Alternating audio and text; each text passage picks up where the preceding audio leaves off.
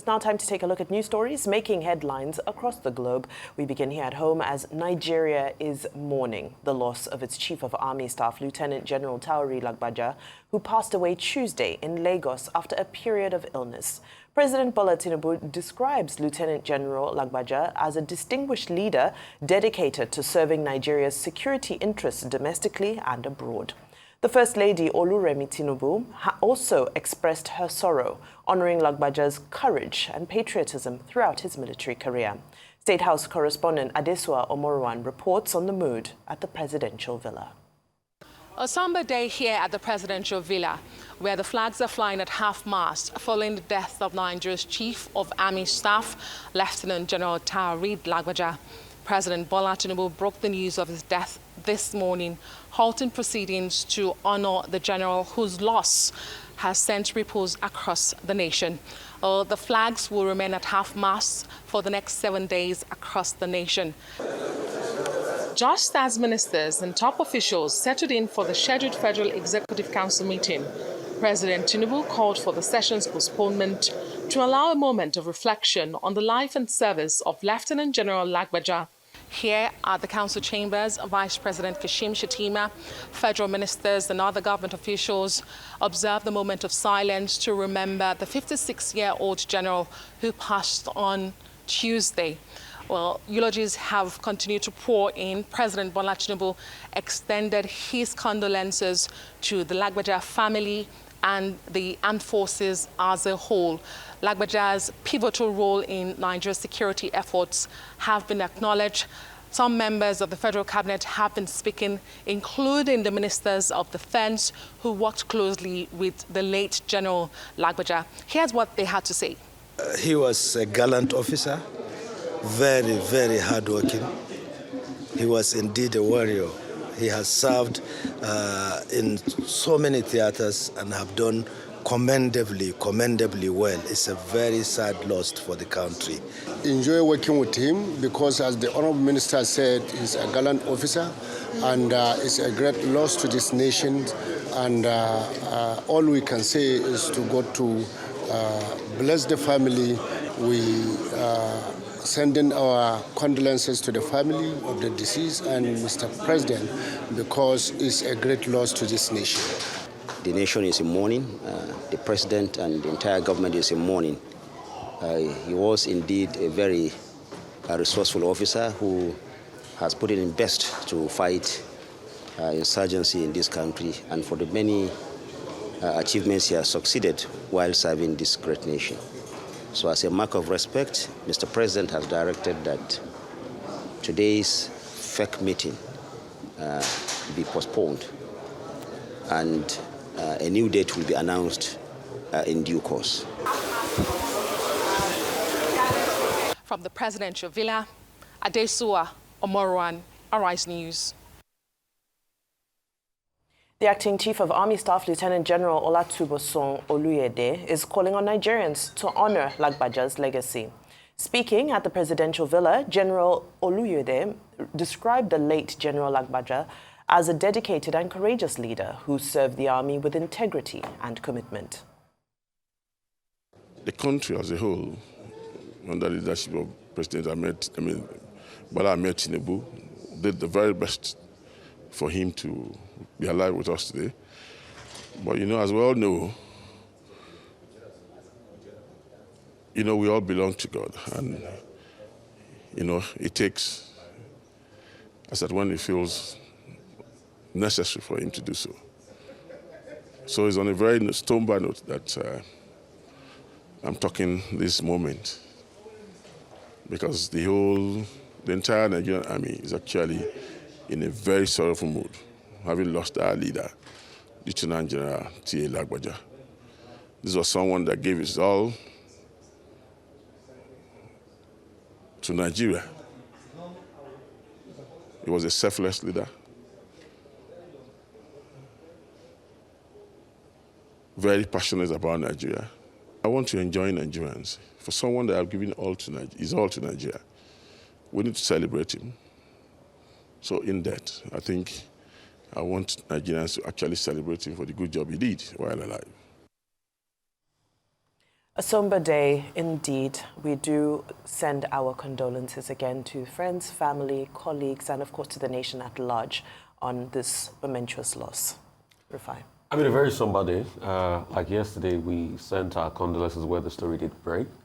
And we just hope that his family is strengthened at a point in time like this, because it's indeed a very sad day for Nigeria. This is about I think the second time in a row now that we've lost a chief of army staff, just like how we lost General Atahiru in that air accident. And now Mr. Lagbaja has passed on. Very sad one. We can only call on the authorities to ensure that his family doesn't suffer. I know nothing will be able to bring Mr. Lagbaja back, and that void he's left in his family will be there. The First Lady went to visit the family yesterday, and you can see how in mourning they are. I know that void will be there, but let's try as much as possible to ensure that the family is well taken care of. And I should trust the military as regards this, that the family is well, taken care of. At the point in time like this, flags have been flown at half-mast. We'll constantly remember his service to the country.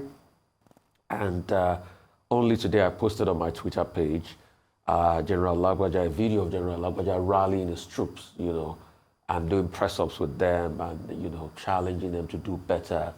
And that was in my heart. But like I said yesterday, we need to be clear with ourselves. We can't say because, yes, we are mourning, we shouldn't tell ourselves the truth. The Yorubas have a saying, when we are crying, we still see. The way all of this was handled around it wasn't befitting of the memory of General Lagbaja. General Lagbaja is a man that stood for forthrightness and accountability. All of the back and forth and the drama that ensued, we would have expected the authorities, the military, to be forthcoming.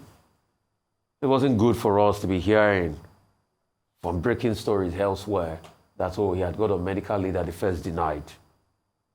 It wasn't good for us, to be hearing stories on the side, and we couldn't hear people, own up to it. We just saw actions and things like that happen.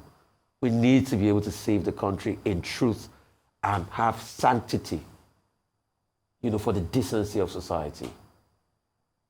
So please, they didn't do better in this regard. Let us do better next time. And it wasn't befitting. All that drama was not necessary to honor the memory of General Lagbaja. Because when you check back historically, as we honor his great memory, the drama that ensued, the back and forth that ensued, will also be in our memories. And that's not befitting of a man that worked and served and worked so hard for the togetherness and the sovereignty of this country. Well, General Taoreed Lagbaja served as Chief of Army Staff for 505 days. That's, about 300 days, longer than his predecessor in that office, who died in a plane crash.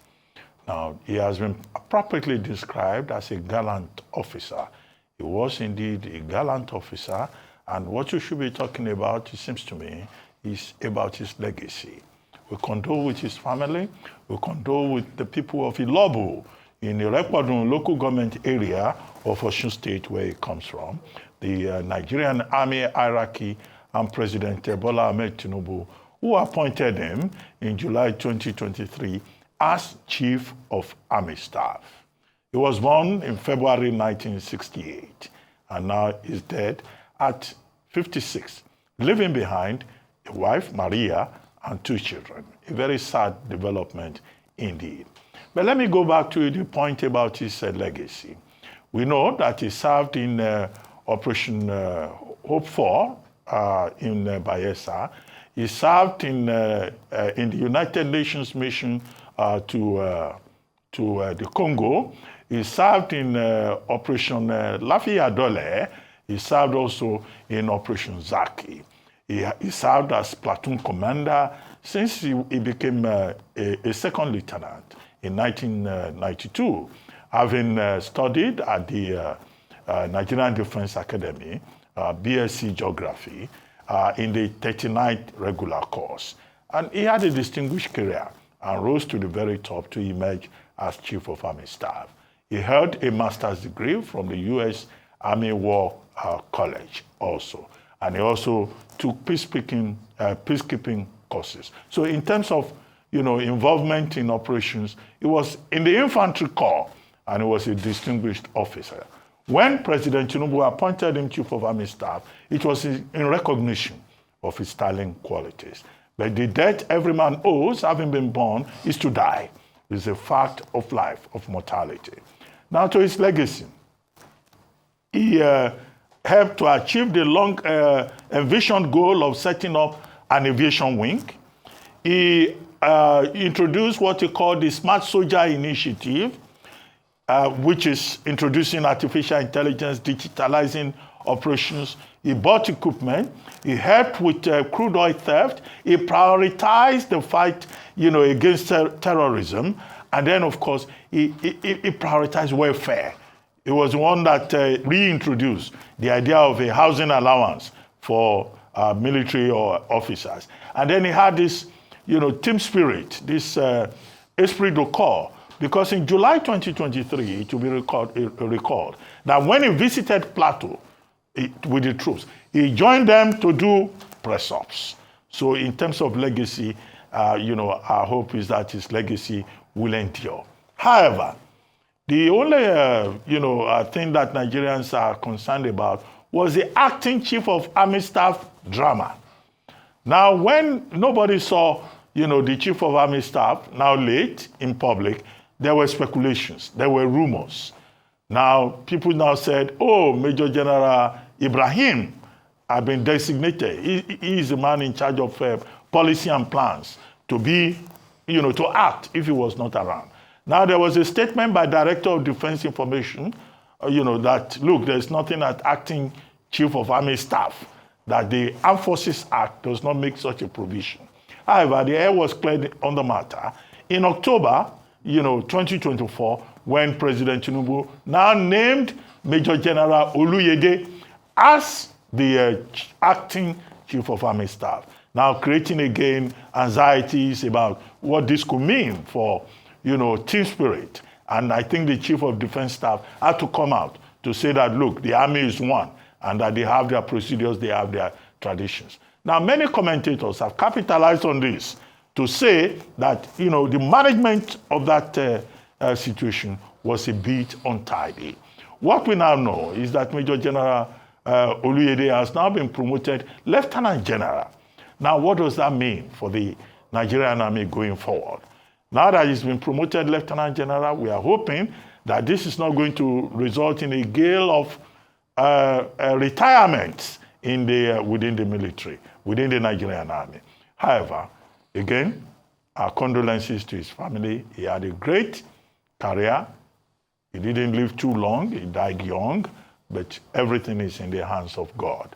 And we thank all the people who have identified with the family in this hour of great grief, both for family and for country and for the people of Irakwadun local government area in Ilobu, Osun State.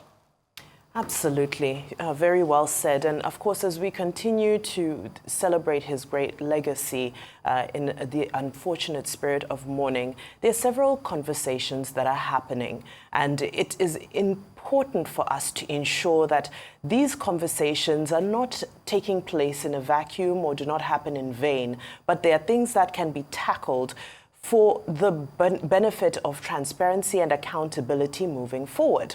What are these things? It is us deciding whether we want our government to operate with a spirit of secrecy or privacy. Secrecy being hiding all information, privacy being sharing critical information, while of course withholding that information which may challenge national security. With the manner in which this great man's ailment and his final days were managed, there's so much that is to be desired, that leaves to be desired. It's a global conversation. It's not just here in Nigeria. Of course, we already know what happened with Joe Biden in the United States when the Americans demanded full disclosure with regards to his health. United States, like Nigeria, doesn't have any definitive constitutional provisions that say that people in certain offices have to disclose their health status and their health challenges. However, in the spirit of ethics, I think we need to start developing this culture, and possibly it's something that needs to be constitutionalized. Of course, we do know that there is such a thing as confidentiality when you're dealing with your doctor. But what happens when you step into the public space? What does the government owe us? What is the information that the government owes us, while also respecting the privacy of people in public offices? These are the conversations we need to have, because in mismanaging some of this information, we put a stain on the dignity of people. There was no need for there to have been a stain on the conversation around this great man's name over the past couple of weeks. Information well managed could have left the country more at ease, because ultimately, if you say you're not sharing the health status of somebody as senior and as strategic to the national security as the chief of army staff, withholding that information and mismanaging it causes more chaos. So this information, some structures need to be laid out as to how this information is set out. A great example of the late Namibian president, Hage Geingob, who passed to cancer. But he was one of those few iconic leaders who disclosed once he had his diagnosis. He shared it with the world. Here in Nigeria and even globally, it has become common practice that we, whether it be due to culture or to national security, that when there's illness or when there's ailment, which is a natural part of human existence, it's shrouded in secrecy. And it's treated, in such a questionable way. Like I said, that removes dignity. There's nothing undignified about falling ill. Anybody can fall ill at any moment.